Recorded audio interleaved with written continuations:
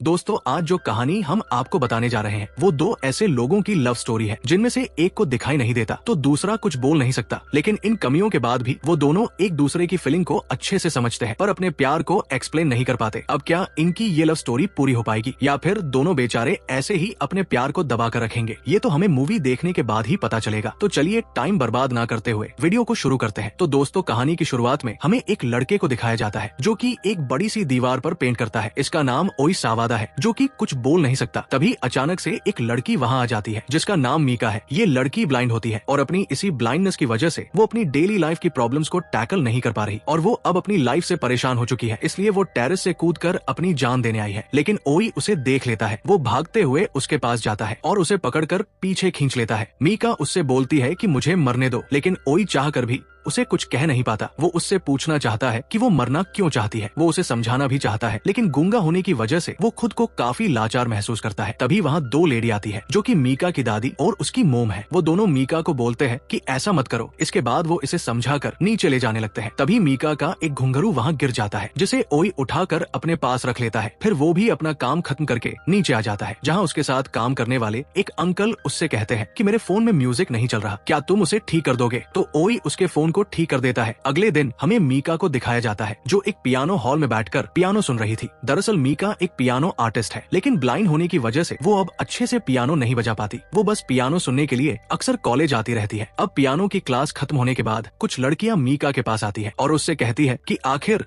तुम्हें कल हुआ क्या था? तुम अपनी जान क्यों देना चाहती थी? तुम्हें पता है हमें तुम्हारी कितनी चिंता हो रही थी। जिस पर मीका उनसे रूडली बात करते हुए कहती है कि तुम लोगों को तो खुश होना चाहिए था क्योंकि तुम्हारी सबसे बड़ी कॉम्पिटिटर अब तुमसे कम्पीट नहीं कर सकती। ऐसा कहकर वो वहाँ से चली जाती है। अगले सीन में दिखाया जाता है कि मीका अपनी आईज को टेस्ट करवाने के लिए डॉक्टर के पास जाती है। वो मीका की आंखों को चेक करता है। तभी मीका को उसका फ्लैशबैक दिखाई देता है कि कैसे एक कार एक्सीडेंट में उसकी आंखें चली गई थी, जिस वजह से उसकी आई साइट चली गई। अब डॉक्टर उसे बताता है कि तुम्हारी सर्जरी सक्सेसफुल हो गई है, लेकिन तुम्हें दिखने में अभी कुछ और वक्त लग सकता है। ये बात सुनने के बाद मीका थोड़ी उदास हो जाती है और अपने कॉलेज आ जाती है। दरअसल मीका जब भी उदास होती है तो वो पियानो सुनने के लिए आ जाती है। वही ओई अपना काम करता रहता है। तभी उसके अंकल उससे कहते हैं कि ये फालतू का सामान पुराने पियानो रूम में रखा, जो कि अब एक स्टोर रूम के तौर पर इस्तेमाल किया जाता है। ओई उनकी बात मानते हुए वो सामान वहाँ रखने के लिए चला जाता है। तभी वो देखता है कि वहाँ पर वही लड़की पियानो बजा रही थी जिसे उसने कुछ दिन पहले मरने से बचाया था। फिर ओई चुपके से उसे देखने लगता है। वही मीका को कुछ दिखाई नहीं देता, इस वजह से वो अच्छे से पियानो को नहीं बजा पा रही थी, इसलिए वो दुखी हो जाती है और रोने लगती है। वही ओई ये सब देखता रहता है। अब मीका रोते हुए बाहर आने लगती है, लेकिन एक चीज से टकराकर वो नीचे गिर जाती है और उसकी स्टिक दूर चली जाती है। फिर ओई उसकी हेल्प करता है। फिर मीका उससे उसका नाम पूछती है, लेकिन ओई कुछ नहीं कह पाता। तो मीका को लगता है कि ये शायद बात नहीं करना चाहता है, इसलिए वो वहाँ से चली जाती है और ओई उसे जाते हुए देखता रहता है। इसके बाद ओई अपना काम खत्म करके एक क्लब में जूडो की प्रैक्टिस करने चला जाता है, क्योंकि उसे जूडो काफी पसंद होता है और वो इसमें काफी ज्यादा एक्सपर्ट भी होता है। अब जूडो के बाद ओई अपने दोस्तों के साथ डिनर पर जाता है। फिर वो सभी लोग साथ घूमते हैं। तभी उसके दोस्तों को एक स्पोर्ट कार दिखती है, जिसे देखकर वो लोग उस कार को टच करने लगते हैं। लेकिन तभी उस कार का ओनर वहाँ आ जाता है। वो उन सभी के साथ काफी रूड बिहेव करता है और बोलता है कि मेरी गाड़ी से दूर रहो। अब ये सुनने के बाद ओई के दोस्त को गुस्सा आ जाता है। फिर वो उस गाड़ी के ओनर से लड़ने लगता है, लेकिन ओई उसे रोक लेता है। इसके बाद वो आदमी अपनी गाड़ी लेकर वहाँ से चला जाता है। अब अगले दिन हम मीका को देखते हैं जो अकेले ही अपने कॉलेज जा रही थी, लेकिन उसकी मॉम और दादी उसे अकेले कॉलेज जाने से मना करती है और बोलती है कि हम तुम्हारे साथ चलते हैं क्योंकि तुम्हारा कॉलेज यहाँ से काफी दूर है। इस पर मीका चिढ़ते हुए कहती है कि मैं अपना ध्यान खुद रख सकती हूँ।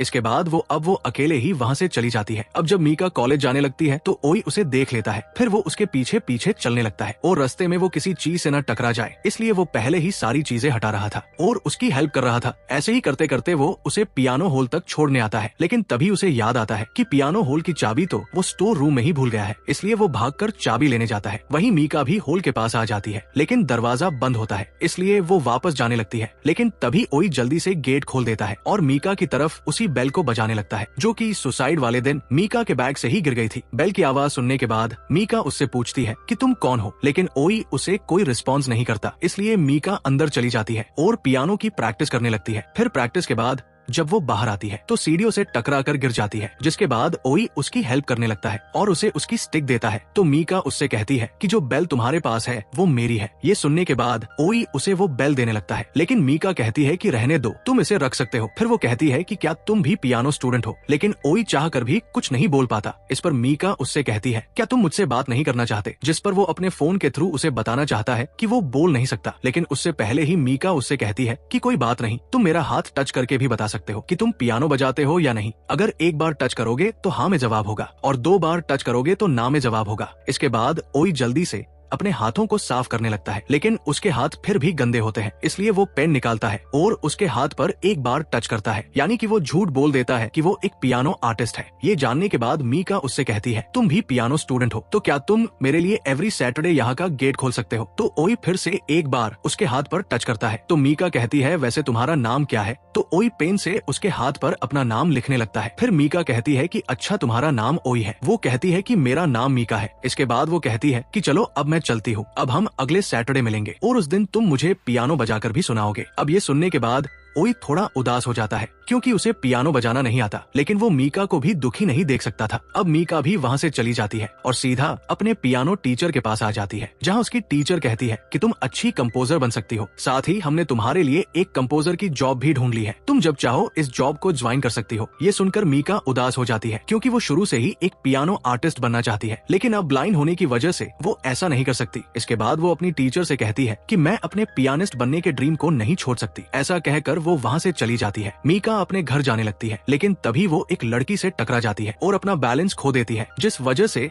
वो रास्ते की भीड़ को टैकल नहीं कर पाती और काफी ज्यादा घबरा जाती है। उसे कुछ धुंधला दिखाई देने लगता है। वो खुद को थका हुआ महसूस करती है, जिससे उसे पैनिक अटैक आने लगते हैं। लेकिन तभी ओई वहाँ आ जाता है और वो बेल बजाने लगता है, जिसे सुनने के बाद मीका थोड़ी शांत हो जाती है। अब ओई बेल बजाकर मीका को रास्ता दिखाने लगता है। वहीं मीका भी बेल की आवाज सुनकर उसके पीछे जाने लगती है। अगले सीन में एक युमा नाम के लड़के को दिखाया जाता है, जो कि वेल्फ फैमिली से आता है और उसकी फैमिली के सभी मेंबर पियानो आर्टिस्ट है। अब वो कॉलेज में पियानो सिखाने के लिए आया है। वो कॉलेज में घूमते फिरते पियानो हॉल के पास आ जाता है और पियानो को देखकर उसे बजाने लगता है। पियानो की आवाज सुनकर ओई को लगता है कि मीका आ चुकी है, तो वो भागते हुए हॉल के पास जाता है, लेकिन वहाँ एक लड़के को देखकर वो शांत हो जाता है और उसे सुनने लगता है। जब युमा अपना म्यूजिक बंद कर देता है तो ओई उसके लिए ताली बजाता है। तो युमा उससे पूछता है कि तुम ताली क्यों बजा रहे हो? तो ओई अपने फोन से उसे बताता है कि उसने अच्छा पियानो बजाया, क्या वो उसके लिए पियानो बजा सकता है, वो उसे अच्छे खासे पैसे भी देगा। लेकिन युमा उसे देखकर हंसते हुए कहता है कि क्या तुम मुझे पैसे दे पाओगे? दरअसल युमा कसिनो में 3 मिलियन येन हार चुका है और उसे अपना कर्ज जल्द से जल्द चुकाना पड़ेगा, इसलिए वो ओई से कहता है कि तुम मेरी फीस दे भी पाओगे, क्योंकि मैं एक दिन की काफी हाई फीस चार्ज करूंगा। ओई उससे कहता है कि वो दे देगा। अब युमा को भी अपना कर्ज चुकाने का अच्छा मौका मिल जाता है, इसलिए वो ओई की बात मान लेता है और उससे एक बार पियानो बजाने के लिए 1 लाख येन चार्ज करता है। ओई उससे कहता है कि मैं 1 लाख येन तो नहीं दे पाऊंगा, लेकिन 50,000 येन दे सकता हूँ। तो युमा उसकी इस शर्त मान जाता है। ये सुनकर ओई खुश हो जाता है और वो 50,000 येन कलेक्ट करने के लिए मेहनत करने लगता है। अब अगले सैटरडे जब युमा वहाँ आता है तो ओई उसे एक बेल देता है और उससे फोन के थ्रू कहता है जब मीका वहाँ आए तो वो बस उस बेल को बजा दे और अपनी पियानो क्लास शुरू कर दे, और क्लास ओवर होने के बाद वो बेल उसे वापस कर दे। अब मीका भी वहाँ आ जाती है। युमा पियानो बजाने लगता है। पियानो सुनकर मीका काफी खुश होती है और मीका को देखकर ओई भी काफी खुश हो जाता है। अब ओई और ज्यादा पैसे कमाने के लिए अपने दोस्त के पास जाता है और उससे एक और जॉब के लिए बोलता है। तो उसका दोस्त बोलता है कि भाई क्या हुआ, तुम्हें पैसे क्यों चाहिए? तो वो कुछ नहीं कहता। फिर उसका दोस्त कहता है कि भाई लड़की का चक्कर है क्या? ये सुनने के बाद ओई शर्माने लगता है, जिस पर वो सब समझ जाते हैं कि ओई किसी लड़की से प्यार करने लगा है। तभी एक अंकल वहाँ आते हैं जो बताते हैं कि उनके पास एक वैकेंसी है। तो ओई उस जॉब को करने के लिए कहता है। फिर वो अंकल ओई को जॉब पर रख लेते हैं। अब युमा हर सैटरडे मीका के लिए पियानो बजाता है और ओई उसे पैसे देता है। वो उन पैसों को कलेक्ट करने के लिए दिन रात मेहनत करता है। मीका को खुश रखने के लिए वो सुबह के टाइम कॉलेज में काम करता है और शाम को गैराज काम करता है। इस बीच उसे सोने का भी टाइम नहीं मिलता, इसलिए वो अक्सर मीका की क्लास के दौरान सो जाता है। एक सैटरडे को वो सो जाता है। जब उसकी आँख खुलती है तो उसे याद आता है कि उसने युमा को पैसे नहीं दिए, इसलिए शायद युमा ने क्लास शुरू नहीं की होगी और मीका वहाँ अकेले होगी। वो भागते हुए वहाँ जाता है, लेकिन युमा मीका को पियानो बजाना सिखा रहा था। वो दोनों एक दूसरे के साथ खुश थे। ये देखकर ओई उदास हो जाता है, उसका दिल टूट जाता है। फिर वो वहाँ से चला जाता है, लेकिन वो मीका को हर कीमत पर खुश देखना चाहता है, इसलिए वो रोज की तरह मीका को घर छोड़ने जाता है। तभी रास्ते में उसे एक पपी दिखाई देता है। फिर वो दोनों उसके साथ खेलने लगते हैं। फिर वो दोनों नदी किनारे बैठ जाते हैं। तब मीका ओई का हाथ पकड़ते हुए कहती है कि तुम्हारा ये हाथ मेरे लिए किसी गॉड के हाथ से कम नहीं है, क्योंकि इन हाथों ने हमेशा मुझे बचाया है। ये सुनकर ओई दुखी हो जाता है और अपने पास्ट को याद करने लगता है, क्योंकि पास्ट में ओई ने किसी की जान ले ली थी और लड़ाई के दौरान उसके गले पर चाकू लग गया था,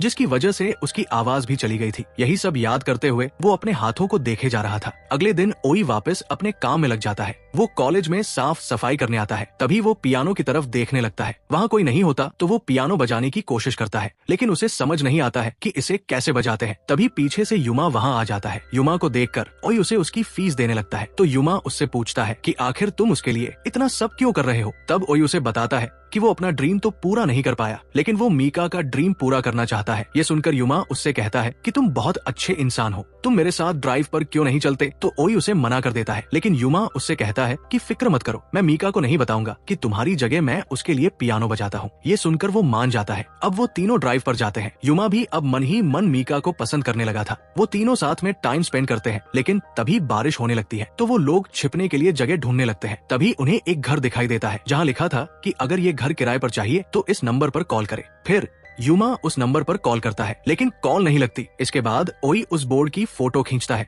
और उस घर की चाबी लेने के लिए उस पते पर चला जाता है। वही युमा गेट खोलने की कोशिश करता है तो गेट खुल जाता है। इसके बाद मीका और युमा एक रूम में आ जाते हैं। तभी मीका ओई का नाम लेती है और कहती है कि ओई क्या तुम ठीक हो। इस पर युमा कहता है कि वो ठीक है, बस पास में ही गया है। फिर मीका उससे पूछती है कि क्या ओई ने कभी तुमसे बात की है। तो युमा तो कहता है कि मुझे नहीं पता कि वो बोल भी सकता है या नहीं, क्योंकि वो मुझसे सिर्फ फोन के थ्रू ही बात करता है। तो मीका हैरानी से कहती है, क्या सच में। फिर वो कहती है कि आखिर ये बारिश कब रुकेगी। अब जिस रूम में वो दोनों थे वही एक पियानो भी रखा हुआ था। फिर युमा उसे बजाने लगता है, तो मीका कहती है कि ये तो वही ट्यून है जिसे मैं अक्सर गुनगुनाती हूँ, यानी कि तुम ही वो हो जो मेरे लिए पियानो बजाते हो। फिर युमा कहता है कि अच्छा हुआ तुम्हें पता चल गया, लेकिन मीका उससे कहती है कि ये बात ओई को पता नहीं चलनी चाहिए, वरना उसे दुख होगा। तो युमा कहता है कि उसे पता चल भी जाए तो भी कोई दिक्कत नहीं है, और वैसे भी वो कोई पियानो आर्टिस्ट भी नहीं है। लेकिन मीका कहती है कि वो मेरे लिए किसी फरिश्ते से कम नहीं है। लेकिन युमा उसे ओई के खिलाफ भड़काने लगता है और उसे किस करने लगता है। तभी ओई भी वहाँ आ जाता है। वो उन दोनों को देख लेता है और वहाँ से चला जाता है। वहीं मीका भी युमा को दूर करती है और वो बेल की आवाज सुन लेती है। वो समझ जाती है कि ओई वहाँ आ गया है। फिर वो भागते हुए ओई के पीछे जाती है, लेकिन ओई उस बेल को वही गिराकर चला जाता है। मीका उसके पीछे जाती है, लेकिन सीढ़ियों से गिर जाती है। वो रोते हुए उसे रोकने की कोशिश करती है, लेकिन ओई वहाँ से जा चुका था। युमा भी बाहर आ जाता है और उस बेल को उठा लेता है, लेकिन मीका को रोते हुए देखकर उसका दिल भी टूट जाता है। उसे एहसास होता है कि उसने उन दोनों को अलग करके गलती कर दी है। ये मोमेंट इस मूवी का सबसे इमोशनल पार्ट है, जिसे देखकर सबको रोना आ जाता है। अब अगले सीन में हमें दिखाया जाता है ओई अपने काम में लग जाता है। वो रोज की तरह कॉलेज में साफ सफाई का काम करता है। अब मीका भी अपने कॉलेज के लिए जाने लगती है। तभी उसे उसकी बेल की आवाज सुनाई देती है, तो उसे लगता है कि ओई आ गया है। वो उससे माफी मांगने लगती है और कहती है कि मेरे और युमा के बीच कुछ नहीं है, तो प्लीज तुम मुझे गलत मत समझना। फिर जब वो उसे टच करती है तो वो समझ जाती है ये ओई नहीं है बल्कि युमा है। वो उससे जाने के लिए कहती है, लेकिन युमा उससे माफी मांगता है और कहता है कि उस दिन के लिए मुझे माफ करना, मैं खुद पर बहुत शर्मिंदा हूँ, मुझे ऐसा नहीं करना चाहिए था। जब वो दोनों बात कर रहे थे तभी अचानक से एक वैन आकर रुकती है, जिसमें से कुछ गुंडे उतरकर उन दोनों को पकड़कर वैन में डाल देते हैं और दोनों को किडनैप कर लेते हैं। दरअसल ये किडनैपर और कोई नहीं बल्कि कसिनो वाले लोग हैं, जो कर्ज चुकता न करने की वजह से युमा को पकड़ने आए थे। लेकिन मीका भी उसके साथ थी, इसलिए वो उसे भी किडनैप कर लेते हैं। वहीं दूसरी तरफ कॉलेज में पुलिस छानबीन कर रही थी, क्योंकि अब तक मीका के किडनैप होने की खबर हर जगह फैल चुकी थी। ओई को भी इसकी खबर हो गई थी, इसलिए वो मीका को ढूंढने चला जाता है। तभी रास्ते में उसे पुलिस दिखती है। पुलिस को लगता है कि उसी ने मीका का किडनैप किया है, क्योंकि कॉलेज में उन दोनों को अक्सर साथ में देखा था। पुलिस वाले उसे रोकते हैं, लेकिन वो वहाँ से भाग जाता है। वही हम मीका को देखते हैं, जहाँ एक गुंडा उसके बालों को टच कर रहा था। वही युमा भी जमीन पर पड़ा हुआ है, क्योंकि गुंडों ने उसे खूब मारा था। युमा कहता है कि इसे जाने दो, ये देख नहीं सकती, ये किसी को कुछ नहीं बताएगी। तभी ओई वहाँ आ जाता है। वो उन सभी गुंडों को मारने लगता है। मीका को भी एहसास होता है कि ओई वहाँ आ गया है, इसलिए वो भी गुंडों से लड़ने लगती है, लेकिन गलती से वो रोड युमा के मार देती है और युमा वही गिर जाता है। ये देखकर सभी गुंडे वहाँ से भाग जाते हैं और मीका को ढूंढते ढूंढते पुलिस भी वहाँ आ जाती है, लेकिन पुलिस ओई को पकड़ लेती है। दरअसल ओई ने रोड पर से मीका के फिंगरप्रिंट हटा दिए थे और पुलिस के सामने ऐसे दिखाया कि उसने ही युमा को मारा है।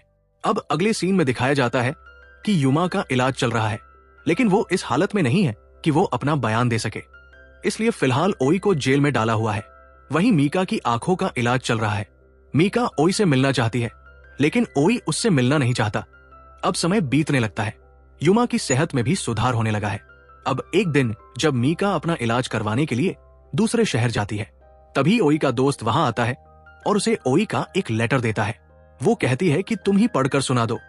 तो वो उस लेटर को पढ़ने लगता है, जिसमें ओई कहता है कि तुम अक्सर कहती थी कि मेरे हाथ तुम्हारे लिए गॉड के हाथ जैसे हैं, इसलिए मैं चाहता हूं कि तुम मुझे भूलकर अपनी लाइफ में आगे बढ़ो और हमेशा खुश रहो, क्योंकि मेरी लास्ट विश यही है कि तुम हमेशा खुश रहो।